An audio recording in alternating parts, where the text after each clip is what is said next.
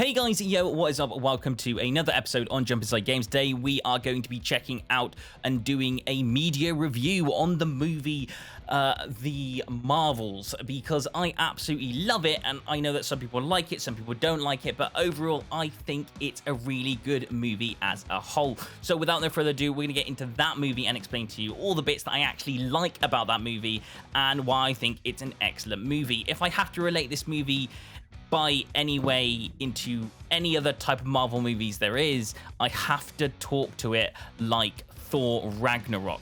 There are loads of callbacks and call to different Marvel movies, which is exactly what the Ragnarok tries to do. There are different connection points here, there, and everywhere, and it's more of a build-up movie as well as a kind of like it's a reward movie for watching different certain Marvel movies so far. So I do like it for that fact. It feels like Marvel's trying to get back into its action phase and it's trying to get back into its good script writing. So I actually like this movie. So let's break it down and see all the stuff that I actually really like about this movie. So let's get going.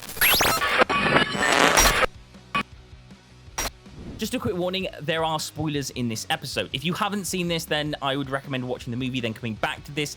Although, if you're not quite sure what's going on, you can always check out this video at any point. So, let's continue. Okay, so let's just get some things clear. These characters in this movie, right at the beginning, and we get straight into this action portion of this movie, where you've got this character, which is called Dar-Ben, is looking for these bangles. So she's trying to look for them, and she's found one of them, and she puts it on her wrist, and then she can open up portals in the midst of space. She can do that using these bangles, and they're incredibly powerful. Just so happens that the other one is on Kamala Khan, where she's now on Earth. Now, hers doesn't start glowing immediately, but they do start glowing around the same time that Captain Marvel and Monica Rambeau are also touching the portals. It just so happens that Captain Rambeau and Captain Marvel and her band starts glowing all around the same time. So yes, it is based on light-based powers, but it's also based on the fact that the portals are also getting activated by these light-based superheroes. So light-based superheroes touching the portals along with the band glowing at the same time because they're touching the portals, and that's how they're linking, and that's how they're switching positions. It makes sense. It makes sense. It's a Marvel thing, so it just makes sense. We just accept it.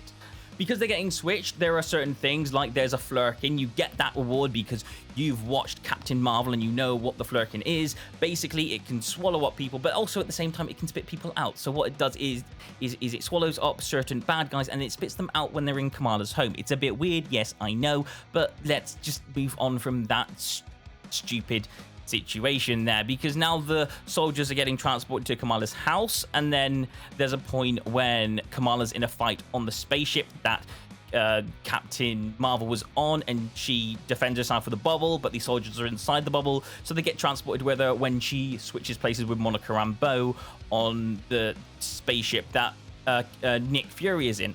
By the way, Nick Fury is in this movie, and you get more detail about why he's here, what he's doing, all of his backstory, if you've kept up with all the movies that he's been in, plus Secret Invasion. Personally, I really didn't like Secret Invasion that much. I didn't really like it at all, to be honest with you. I thought that could have done a lot better, but we're not talking about that. We're talking about The Marvels, and he does get a lot better of a storyline in this particular movie.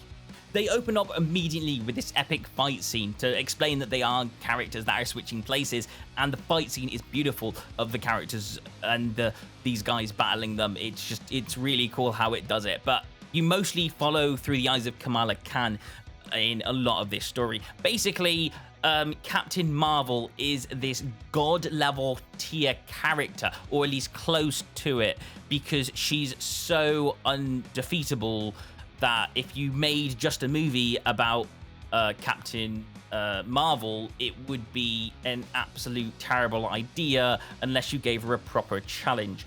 She's too powerful to put into a movie alone, so you have to give some flaws, and the flaws are more Monica Rambeau and Miss Marvel. So you get a storyline with Captain Marvel, but because she's so powerful, you add in those weakness points, and there is that kind of the connection between Captain Marvel and Monica Rambeau, and you also get that connection between Captain Marvel and Kamala Khan, as Kamala Khan is a massive fangirl over Captain Marvel, and Monica Rambeau and Captain Marvel have also this connection because, you know, they've had history with each other in the Captain Marvel movie, which again, another reward for watching those series, because, you know, this series of Kamala Khan really represents exactly what her power is and why she's such a fangirl over Captain Marvel, as well as you get that reward from watching the movie of Captain Marvel again as well, because you get all those little snippets, and it's perfect. If you've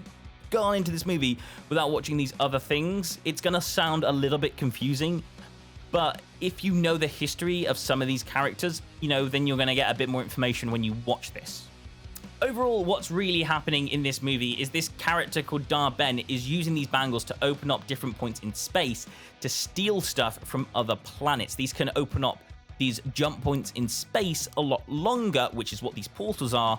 And because they can open up these jump points in space and keep them open a lot longer, she can steal stuff from other planets. So for example, she can steal oxygen from one planet, she can steal water from another, and she's basically targeting things that she has disagreed with from Captain Marvel, because her and Captain Marvel have a big disagreement. Basically, Captain Marvel destroyed this big intelligence thing, and that kind of destroyed all the power from that planet, and that planet's dying, so Dar-Ben is going out to save it by targeting planets that Captain Marvel likes. So she's basically going over to those planets, she's taking stuff from them, and, you know, and she's completely destroying them. And that's kind of the basis of the story.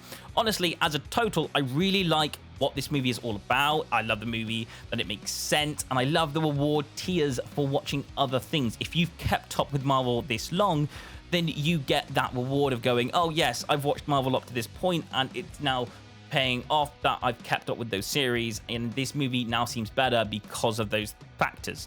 If you haven't seen that, then this movie is going to get confusing, and you might not like this. So I have to rate this movie based on what I like about it and what I don't like about it.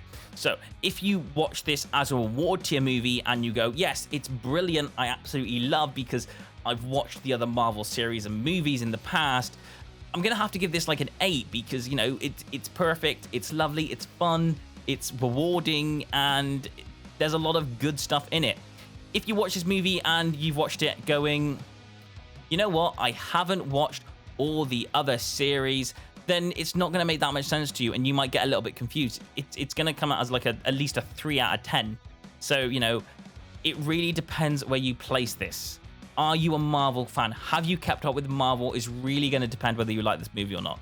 And honestly, if you haven't, this is going to look confusing. It's going to sound confusing. This is not a jumping on point for any Marvel that wants to be a fan. It's not that type of movie.